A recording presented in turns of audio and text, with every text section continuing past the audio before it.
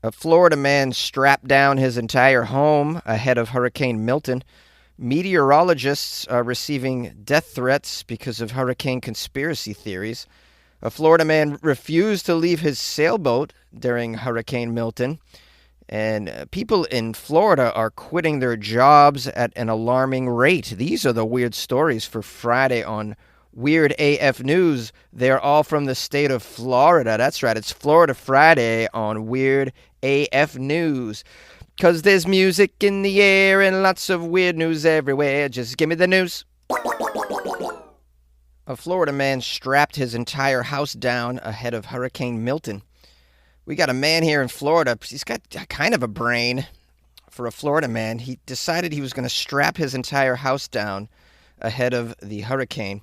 And now he's an internet sensation thanks to this, what they're calling legendary idea of strapping down your house.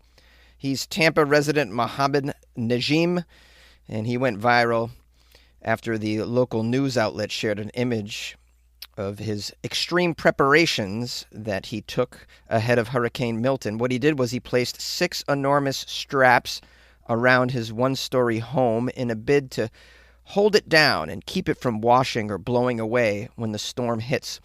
The bright yellow straps went over the roof and attached into the ground on both sides. The social media posts attached to this image have been viewed millions of times, leaving many social media users fascinated at this approach. Some say they were impressed with Muhammad's efforts, calling him a legend, praising him for thinking outside of the box. Others admitted that they were now invested and needed to know if his idea actually worked. One person wrote, "This is the most Florida thing I've ever seen." I wouldn't say that.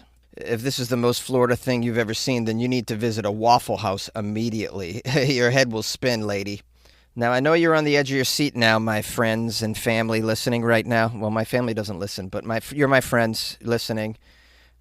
Is the house still standing? Is Muhammad's house okay? Is the strap-on method working? Strap-on method? What are you talking about, Jonesy? Innuendos. Well, as you know, Hurricane Milton at first had been a Category 5 on the hurricane scale. You recall there was huge evacuations. Everyone was being told to leave. A lot of people were buying up all the toilet paper from the stores. It was eventually downgraded to a Category 3 hurricane. That's 100-mile-an-hour winds as a Category 3. It still caused significant damage. It did. There was a small death toll, not as many as the previous hurricane. Rescue efforts are still underway to help those affected by the flooding, while there are people who are assessing the damage in the aftermath of this hurricane. One of those is Muhammad, who fortunately found his house and his roof still intact.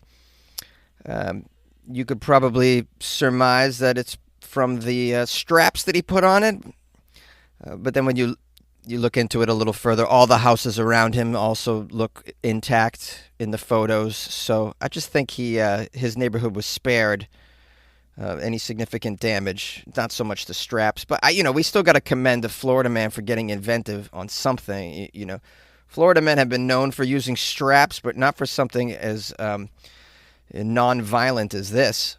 Meteorologists were receiving death threats as Hurricane Milton conspiracy theories were thriving this week. As Hurricane Milton approached Florida, meteorologists were staying awake for days at a time, trying to get vital, life-saving information out to all of the Floridians who would be affected by the hurricane. That's their job after all, but this year, several of them say they're increasingly having to take time out of work to deal with the nonstop flow of misinformation during a particularly traumatic hurricane season, and some of them are doing it while being personally threatened. For the sake of this article, they interviewed a Washington, D.C.-based meteorologist named Matthew Capucci. He said that this hurricane season, more so than any other time, Capucci and other meteorologists that he knows say conspiracy theories have been flooding their inboxes. Now, the main conspiracy theory that people have seemed to latch onto this season is the accusation that the government can control the weather. Alabama meteorologist James Spann says there's been a lot of vitriol directed at him and his fellow meteorologists this season. He says he's been inundated with misinformation, and along with that, threatening messages. Many of the messages that he's receiving say, "Stop lying about the government controlling the weather or else." Oh, yeah. Between COVID and stuff like this, I have little to no optimism for America's future, guys. Although, I don't know, is there some sort of functionality for stupidity? Does stupidity have an evolutionary function of some sort? Like, if everybody is getting very stupid, does that force the smart people to really up their game? I mean, I'm just wondering. I'm hoping more than anything that as people get more stupid, it forces the smart to get smarter. At what point are we going to make education a real priority in this country? And that's what I think of a lot, too, sadly, when I read stories like this. I mean, when a population is this anti-science, it's a failure of education. I mean, that's the bottom line. We shouldn't be going backwards. We're a wealthy nation. We just shouldn't be. With more and more access to all of humanity's knowledge in the palm of our hands, how do people become so upper-level moronic? It's a cultural failure, in my opinion. Someone says here, ignorance is becoming socially acceptable. 40 or 50 years ago, if I told you I thought the moon was pretend, people would have laughed at me. Now, people are bonding over these incredibly fringe viewpoints. That's very true. I mean, the fact that the flat earth theory still abounds in the culture is proof of that. I mean, if you believe the earth is flat, you got to really try. That's like effort in being stupid and denying. A lot of energy going into that stupidity. Now, Carpucci here says regarding hurricanes and the government controlling them, an average hurricane's life cycle burns through the energy of roughly 10,000 nuclear bombs. The idea that we as humans can even influence something like that, never mind direct it, is just so outlandish that it's funny. Well, don't tell that to the nutjob conservatives that are walking around with these squirrely conspiracy theories in their brain. My mind is made up. Don't confuse me with facts. I love it. The conservatives just crack me up. On the one hand, you have climate change deniers saying that human activity does not affect the climate, and then the same dipshits say the government is making hurricanes. I mean, L to the O to the L, bro. Ryan Reynolds here from Mint Mobile. With the price of just about everything going up during inflation, we thought we'd bring our prices down. So to help us, we brought in a reverse auctioneer, which is apparently a thing. Mint Mobile Unlimited Premium Wireless. How to get 30, 30, bit to get 30, bit to get 20, 20, 20, bit to get 20, 20, bit to get 15, 15, 15, 15, just $15 a month? Sold! Give it a try at mintmobile.com/switch. $45 upfront payment equivalent to $15 per month. New customers on first 3-month plan only. Taxes and fees extra. Speed slower above 40 gigabytes. See detail. A Florida man refused to leave his sailboat during Hurricane Milton, and he's gotten famous over it, apparently. His name is Lieutenant Dan. Lieutenant Dan claimed that he was going to just ride out the storm in his very small boat. Lieutenant Dan, they describe as a 35-year-old man named Joseph Malinowski. He was live streaming just as Hurricane Milton was starting to get very bad. And during an 18-minute interview, he shared stories about his life and why he was planning to stick out the storm on his boat. Why? I think it's very clear why this guy was going to stay in his little boat during a major hurricane. It's probably because he's been injecting himself with bleach or drug paraphernalia. Now, as is often the case, people get famous for being foolish, as Lieutenant Dan Malinowski made international headlines this week with appearances on CNN, and he was even on the Weather Channel having a conversation with someone named Jim Cantor. Lieutenant Dan said in the interview that he was very adamant he would survive Hurricane Milton aboard his small sailboat. And during the same interview, he had to pause to speak to city officials and authorities who were on the scene, insisting that he leave his boat and go take shelter on land, but he refused all of that. He said, quote, "A true captain goes down with his ship. I mean, home, goes down with his home." I'm kidding. He didn't say that. It'd be funny if he did. He did say, quote, "I have no fear." I'm going to talk like a pirate because I'm sure Lieutenant Dan talks like a pirate. "Yo ho ho, matey. I have no fear. I don't know what that word fear even means, matey. I'm not scared about what happens to me. I have no aftermath planned either. If the boat begins to sink, I'm going to swim away. Now, Lieutenant Dan, who has some similarities, coincidentally, with the Forrest Gump character, he lost part of his leg. He's amputated below the knee. And this guy is sort of emblematic of the perceived indifference that many people in Florida feel toward dangerous hurricanes these days. And that and the fact that a lot of them don't believe in them. So that's a thing. Oh, and then there's those that believe they can pray the hurricanes away, too. And then there's misinformation in all of this, and that the government's controlling hurricanes and that they can just turn it off with a switch of a button of some sort. All of this is creating a melange of insanity down in Florida during these hurricane seasons. It turns out that Lieutenant Dan, though, for all of his faults, he was able to survive the hurricane. There's a lovely photo of him emerging from his little dinghy. Is that what they call it? A little dinghy. And he's got a big smile on his toothless face. So it kind of worked out. I mean, a lot of people, I would assume, didn't have confidence that he would survive such a thing. I think if it had kept its original categorical horror at 5, that it would have been difficult for Lieutenant Dan to survive. But because it was downgraded to a 3, you could probably live through one of those on a small boat. Now, in true Floridaman fashion, our buddy Lieutenant Dan is due in state criminal court later in the month in a dispute over whether the sailboat is even legally his. Of course. He wouldn't be a Floridaman if it was actually legally owned by him. Floridians are quitting their jobs at an alarming rate, according to the government. In June, 205,000 people in the state quit their jobs, followed by 268,000 in July. This is an uptick of 6% increase month over month, and the highest jump even among the most populous states like New York, Texas, or California. So apparently people in Florida are quitting their jobs at an alarming rate. Employees, they say, are dissatisfied with the current state of overwork and a lack of worker protections, which in Florida seem to somehow be providing even fewer protections. They say compared to states like California or New York or Illinois, where stronger labor protections and benefits are in place, Florida's workforce faces fewer protections, which can make the job market feel very unforgiving.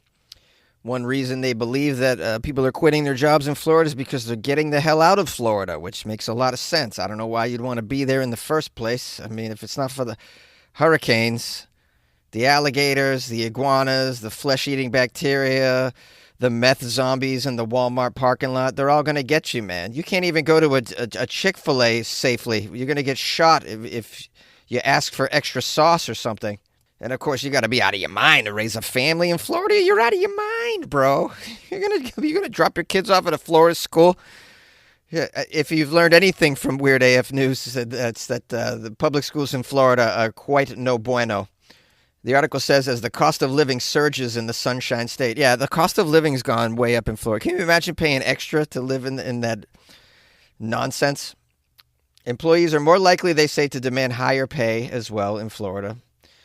This summer, Miami, Fort Lauderdale, and West Palm Beach reported the highest inflation rate across any Florida metro area at 9% over the past year. Yeah, I heard the home prices are escalating insanely. Home insurance, if you can get it. Even auto insurance, I've heard in Florida, is like doubled in the past 5 years. I mean, why would you take on all that financial burden and risk being stabbed by a meth zombie? I mean, why would you do that?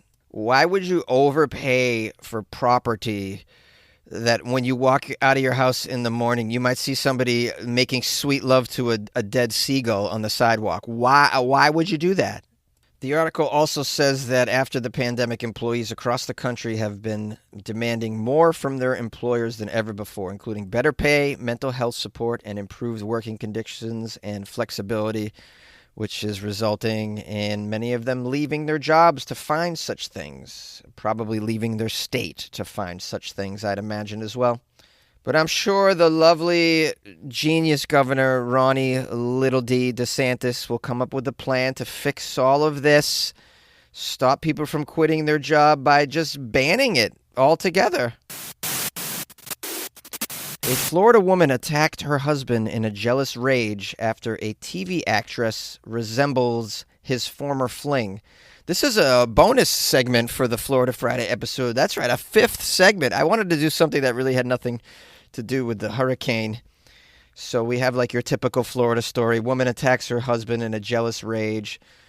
A woman's been charged with domestic violence after attacking the husband upon seeing a female on television who reminded her of her husband's former girlfriend. So, you know, it all makes sense when you just throw a Florida brain into the equation. And some meth and drug paraphernalia. You need the drug paraphernalia for everything to make sense in Florida. The Coral Springs Police Department responded to a domestic violence call at a residence. According to the caller, a verbal argument between a husband and wife over alleged infidelity had escalated into a physical altercation. According to the authorities, a woman identified as Betsy Buderich,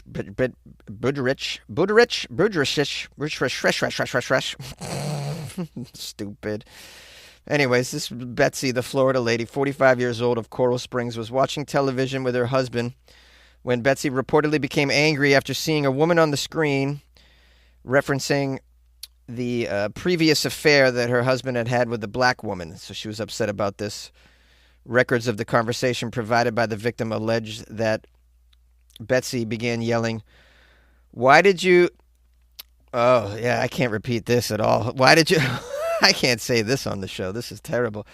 The F-bomb is in here. There's a racial slur. This woman is really crossing the line here. And this obviously led to a heated argument between the two of them because love is hard in Florida. Love is hard. It's very hot and wet in Florida, not in a good way. The victim stated that Betsy demanded that he leave the residence while he was packing his belongings. Oh my goodness, he agreed. What a reasonable Florida man. He's like, okay, you want me to leave? I make you uncomfortable because you can't get over my past? All right, I'll leave.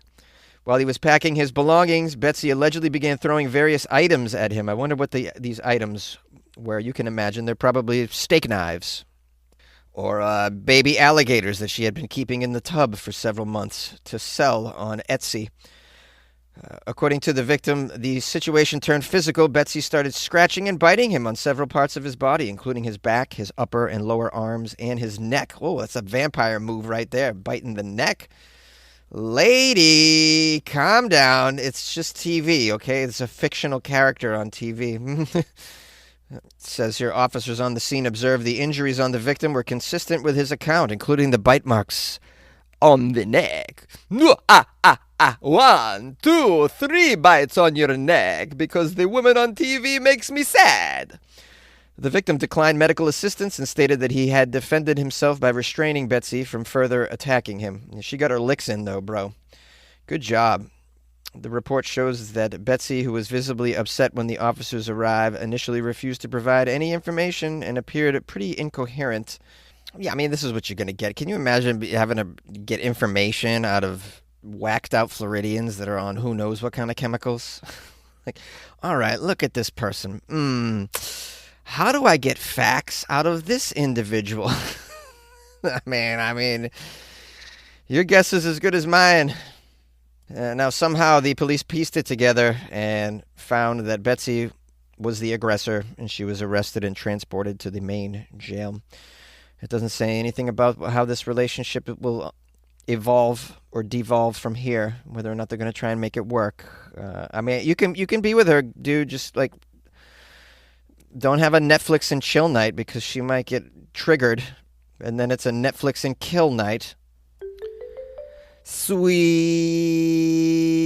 emotion. You're sweet. Thank you so much for spending this time with me in the Florida Friday episode. Appreciate it. Appreciate everybody who sent me articles. Very helpful for Florida Friday.